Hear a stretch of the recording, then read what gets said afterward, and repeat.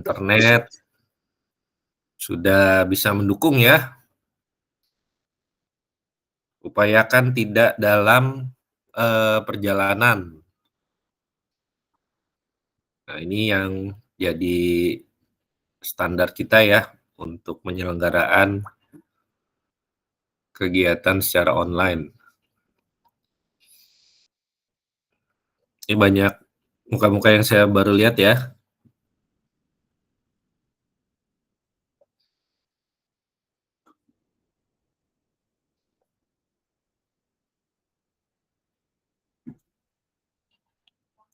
36. Ini kelas A ya.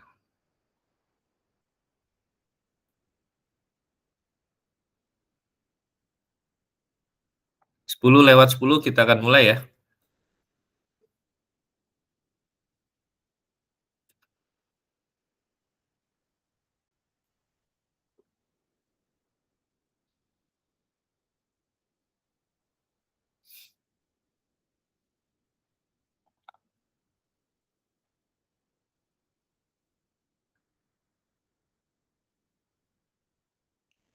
Kelas A.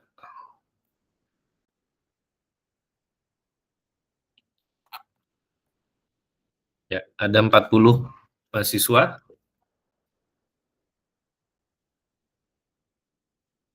Oke, kita mulai. Bismillahirrahmanirrahim. Assalamualaikum warahmatullahi wabarakatuh. Selamat siang, rekan-rekan semua. Total baru 37 ya. Oke, selamat datang di semester 3 ya, di mata kuliah, salah satu mata kuliah inti dari Prodi Sains Informasi.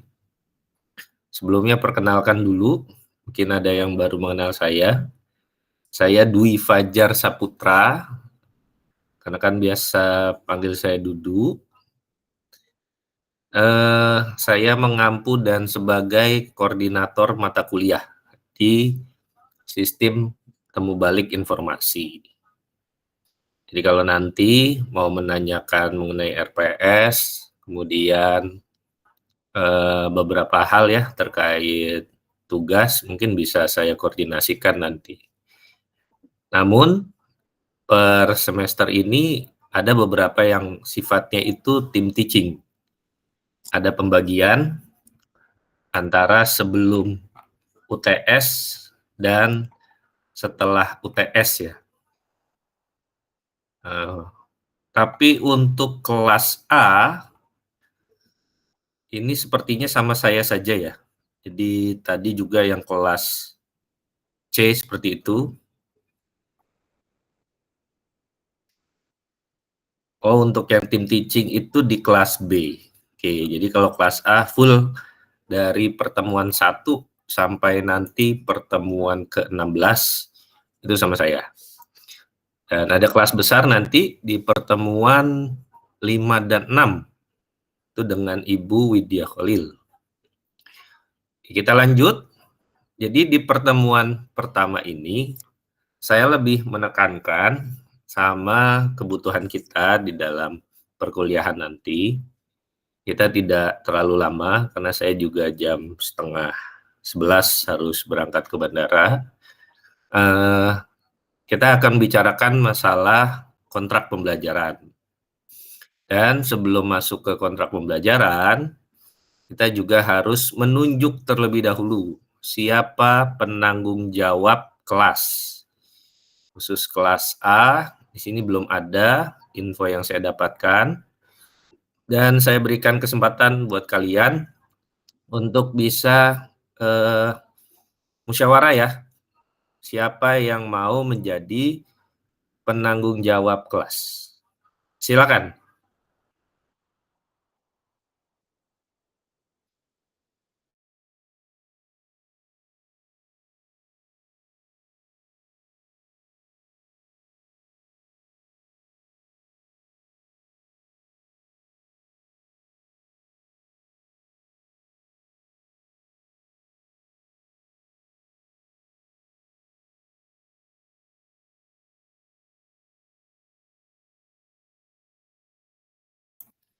Sudah ada kesepakatan? Silakan sebutkan namanya, siapa yang menjadi PJ.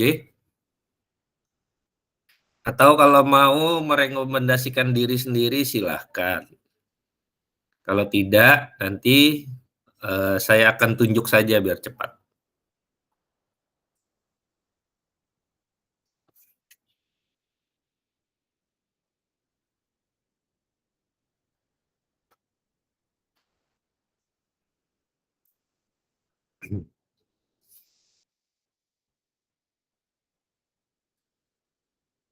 Tidak ada? Oke, kita sepakati PJ untuk kelas A di sistem temu balik informasi, Resya Febriliana Hapsari. Jadi Resya sebagai PJ kelas A, dan nanti Resya yang akan mengkoordinir, dan mohon bisa dibantu juga kalau ada apa-apa Resyanya diingatkan ya. Dan kita tidak membuat grup, jadi kalau ada apa-apa komunikasi, kemudian informasi, semuanya ada di Resya. Di Resya bisa japri ke saya ya. Kemudian selanjutnya, karena hari Jumat, jadi mungkin kita bisa mengoptimalkan waktu. Jadi mohon buat Resya bisa diingatkan ke teman-teman yang lainnya agar tepat waktu kalau misalnya kegiatan luring ataupun online ya. Karena ya kita sangat mepet ya, efektifnya paling tidak mungkin 2 jam lah kurang lebih. Jadi mohon bisa diingatkan dari awal-awal ya. Dan untuk saya pribadi pun, di hari Jumat itu saya ada 4 kelas, jadi sangat padat, bahkan sampai maghrib sepertinya. Jadi mohon kalian bisa memanage waktu dengan baik ya. Sudah sayanya juga waktunya padat di Jumat, kemudian kalau kalian tidak manage waktu, bahkan mungkin agak berlama-lama, khawatirnya nanti waktunya nggak cukup karena mau sholat Jumat juga ya. Dan berikutnya saya lanjut ke apa yang biasa saya sampaikan di awal, yaitu kontrak pembelajaran. Mungkin yang pernah saya ampu mata kuliahnya itu pernah mendapatkan slide ini.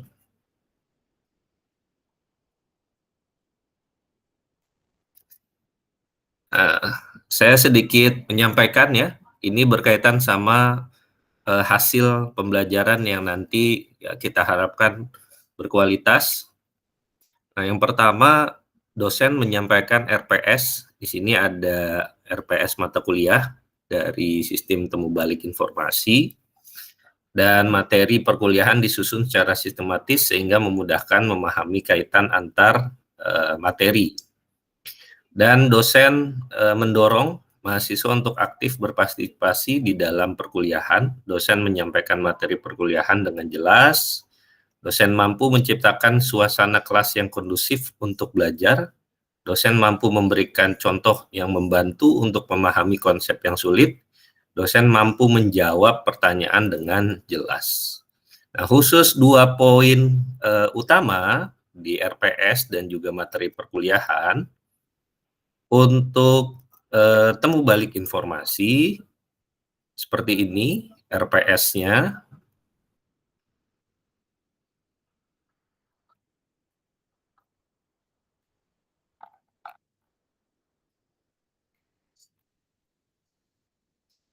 Oke, terlihat dengan baik.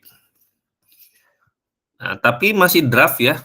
Jadi kami masih diberikan waktu sampai tanggal 31 Agustus kalau tidak ada perpanjangan. Jadi masih menunggu keputusan dari Pak Kaprodi untuk bisa disahkan gitu.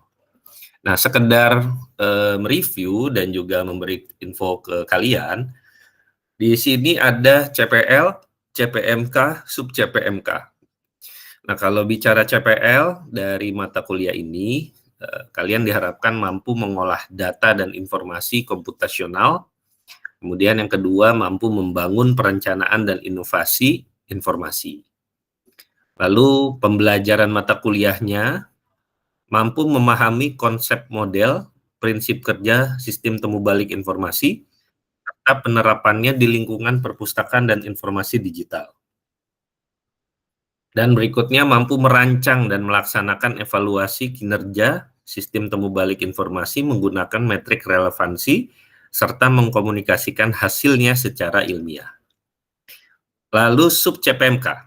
Nah, di sini ada 5, menjelaskan konsep dasar, komponen dan fungsi, menerapkan berbagai model dan strategi pencarian untuk menemukan informasi relevan, menghitung dan menafsirkan metrik evaluasi seperti precision, recall, dan measure, kemudian mengidentifikasi bias, etika, kredibilitas sumber informasi pada hasil pencarian, dan yang terakhir menyusun laporan evaluasi sistem temu balik informasi berdasarkan data eksperimen yang valid. Nah, kemudian komponen nilai.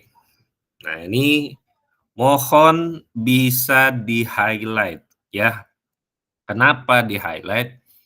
Karena kalian harus fokus di waktu-waktu tertentu. Waktu-waktu tertentu ini memiliki persentase yang besar. Antara lain UTS, UAS, dan juga proyek. Nah, kalau yang bicara aktivitas partisipatif, tugas, itu tergolong kecil. Nah, ini ada revisi ya. Jadi per 15 Agustus, Pak Dekan memberikan surat baru kalau UTS dan UAS-nya itu harus diperbesar. UTS menjadi 15, UAS menjadi 25. Kemudian yang partisipasi dan tugas masing-masing 5% saja.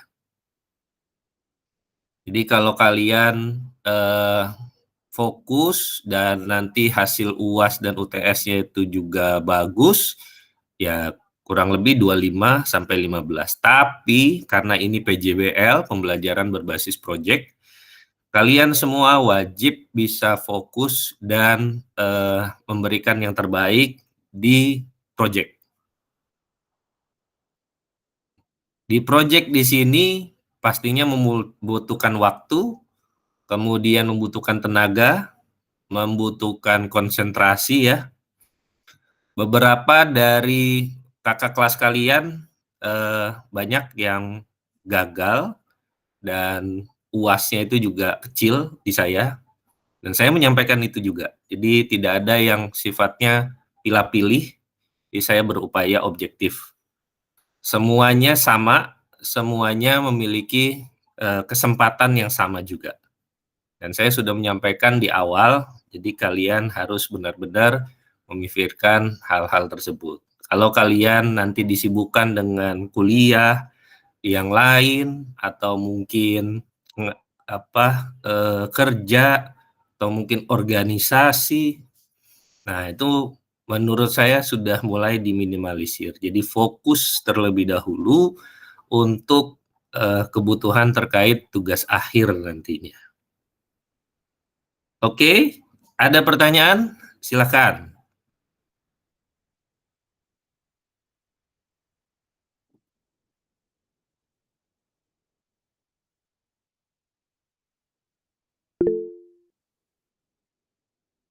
Tasya.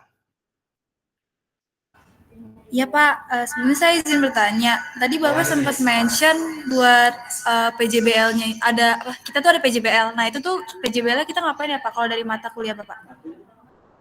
Ya itu nanti, kan itu project. Kamu baru Oke, mulai udah Pak. nanyain project. Itu projectnya Tasya. Nah, jadi PJBL Oke, itu Pak. adalah pembelajaran berbasis project.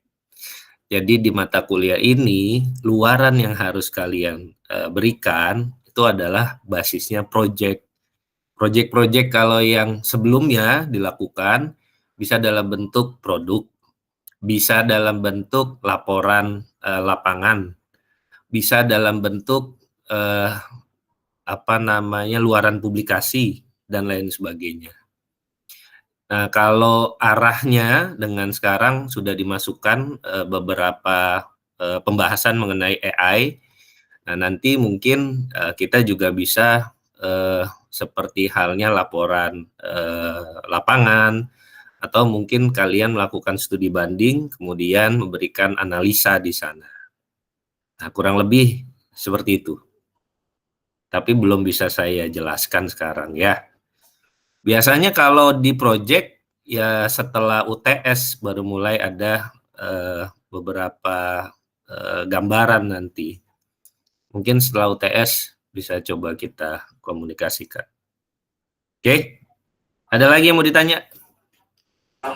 Udah Pak, makasih Pak. Oke.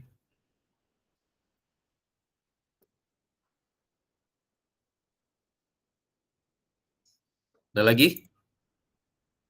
Tidak ada?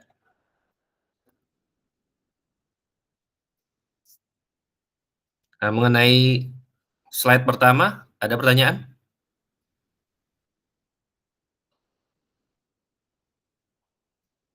Nah, kemudian di slide kedua, dosen mampu memberikan umpan balik yang konstruktif, dosen menerapkan pembelajaran sesuai rancangan RPS, dan di dalam RPS nanti kita juga akan masuk ke ranah operasional sistem.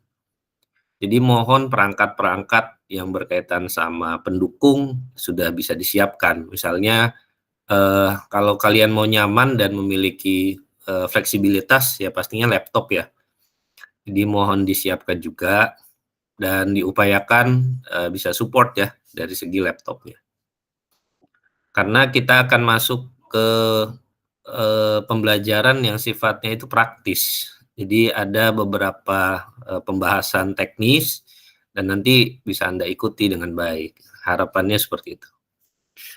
Lalu penggunaan alat bantu dan perkuliahan dilaksanakan tepat waktu, ini sudah saya mention ya. Jadi mohon bisa diperhatikan. Kemudian dosen terbuka untuk menerima masukan dari mahasiswa, menerapkan peraturan perkuliahan secara konsisten, evaluasi pembelajaran, kuis, UTS, dan UAS sesuai dengan materi pengajaran, lalu bobot nilai, komponen sesuai dengan beban pengerjaannya. Dan semuanya sudah saya jelaskan ya. Dan feel free juga kalau misalnya ada bagian-bagian yang kurang jelas, mungkin penyampaian saya terlalu cepat, atau mungkin analogi saya atau mungkin simulasi yang saya lakukan kurang begitu mendekati kalian gitu ya, terlalu tinggi bahasannya. Nah, itu mohon bisa sampaikan juga ke saya. Nanti mungkin bisa kita ubah beberapa skema pembelajarannya. Oke. Nah, itu yang saya harapkan, memiliki umpan balik yang konstruktif. Cukup untuk slide ini ya, berkaitan sama checklist pengajaran dosen. Nah, berikutnya kesepakatan bersama. Ini masih sama, tidak ada perubahan bagi mahasiswa yang pernah saya ampu. Nah, yang pertama, mahasiswa wajib pakaian rapi, sopan, tidak ketat, tidak transparan, tidak robek, tidak terlalu pendek, tidak mencolok. Jenis pakaian yang boleh dikenakan mahasiswa saat mengikuti perkuliahan dan dalam mengurus administrasi, kemeja kerah dan celana panjang, serta memakai sepatu dan kaos kaki. Bagi perempuan, baju yang sopan dan celana atau rok panjang dan sepatu. Oke, kenapa saya tekankan di nomor 1? Ini supaya kalian bisa siap ke dunia industri, supaya kalian bisa terbiasa dengan profesionalitas.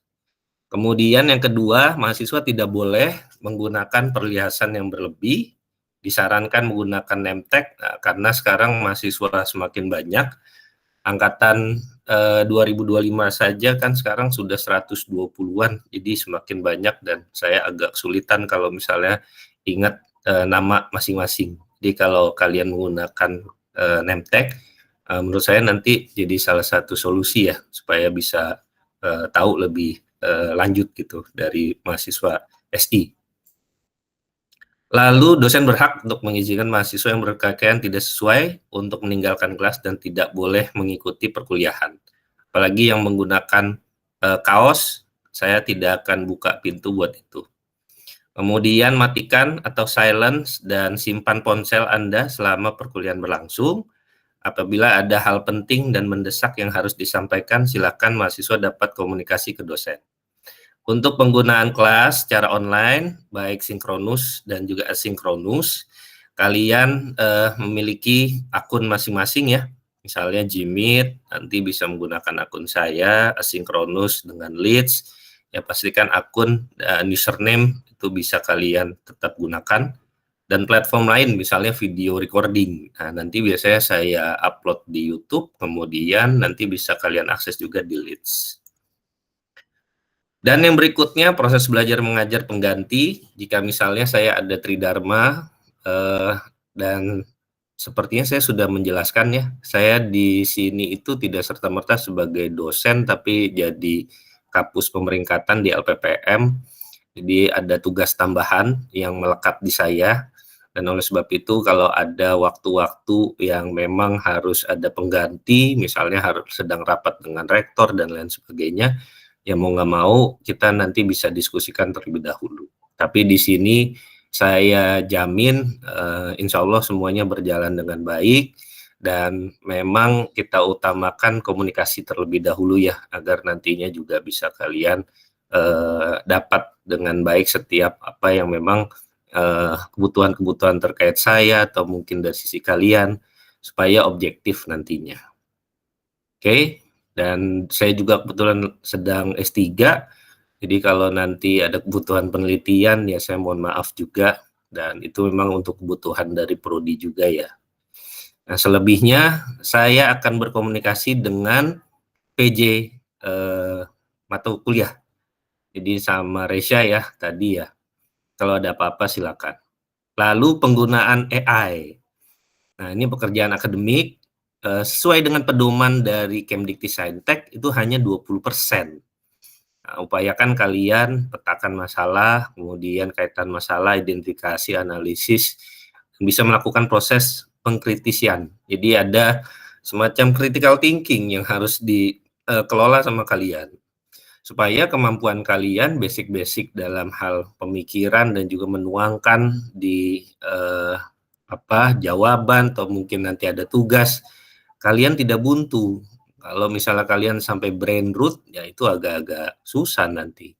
Kalian sudah sangat terbiasa dengan adanya AI. Nah, sayang kalau misalnya masih S1 tapi sudah seperti itu.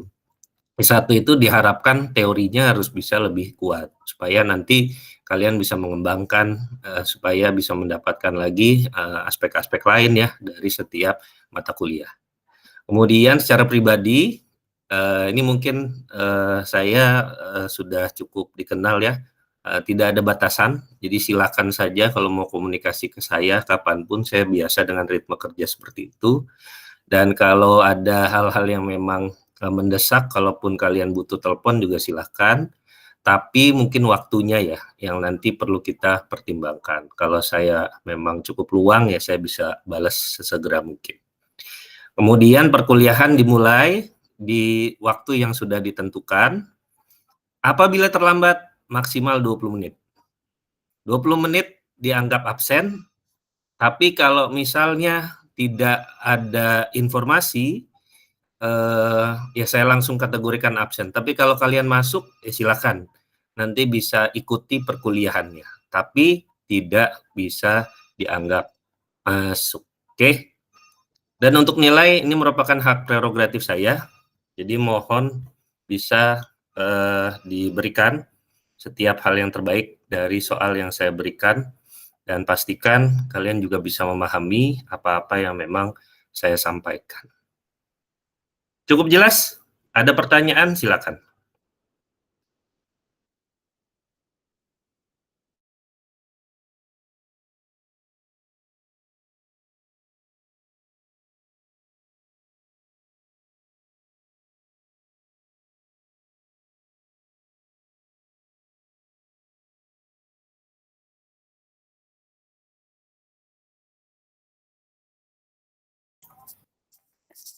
Tidak ada pertanyaan?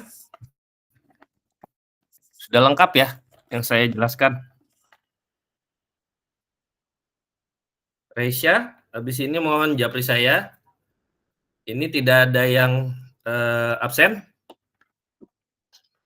Sudah tahu pertor terbaru kan? Kalau untuk absen maksimal 2 kali saja.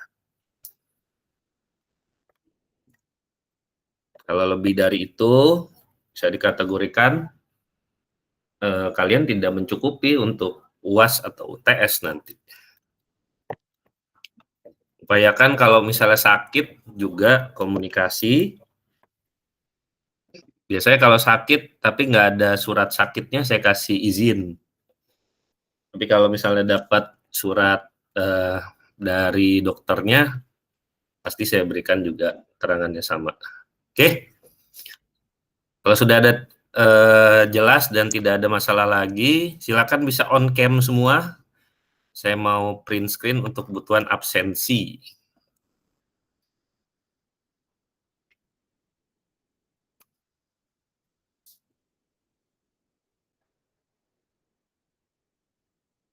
Ferol, Vira, Darel, Revan, Chris.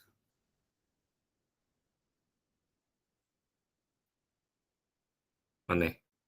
Oke. Sip. Saya print screen ya. 1, 2, 3.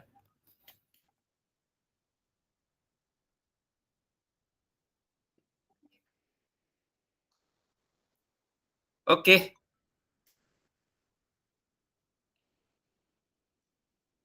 Saya udah dipanggil. Sip, terima kasih dari saya. Mohon maaf kalau ada salah. Assalamualaikum warahmatullahi wabarakatuh. Waalaikumsalam. Terima kasih, Pak. Mas, Pak. Ya, Bro. Terima kasih, Pak.